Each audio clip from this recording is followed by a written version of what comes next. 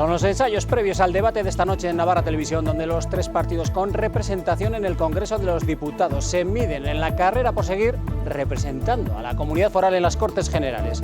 Primer gran debate a las elecciones que se decide aquí, en Navarra Televisión, a las 10 de esta noche.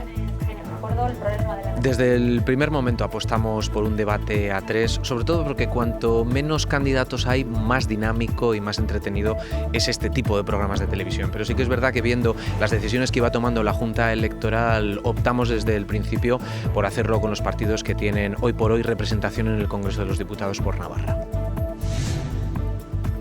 Concentración de condena del Ayuntamiento de Pamplona ante la presunta agresión sexual esta pasada Semana Santa en un inmueble. UPN se desmarca del texto que señala que la sociedad de Pamplona protege al agresor y culpabiliza a la víctima.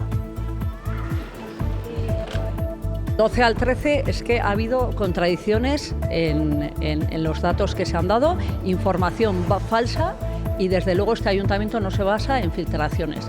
Como he dicho, ayer tuvimos la confirmación de que había ya abierto un procedimiento, y entonces es cuando hemos actuado.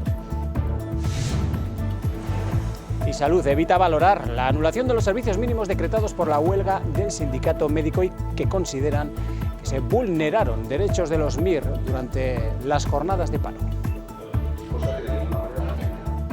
Pues tenemos una sensación de que el Departamento de Salud lo único que hace es entretener las cosas para ir dejando pasar tiempo e intentar quemar la huelga y quemar nuestras reivindicaciones. Bueno, pues mientras los tribunales nos vayan dando la razón, nosotros muy satisfechos.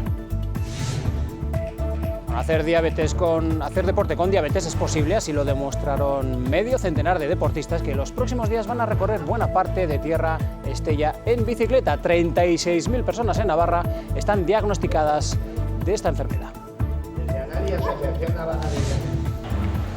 Robert Ibáñez ha sido la principal novedad en el entrenamiento de Osasuna. El extremo se ha ejercitado con normalidad y estará disponible para recibir el sábado al Albacete, un partido que ya ha agotado las entradas.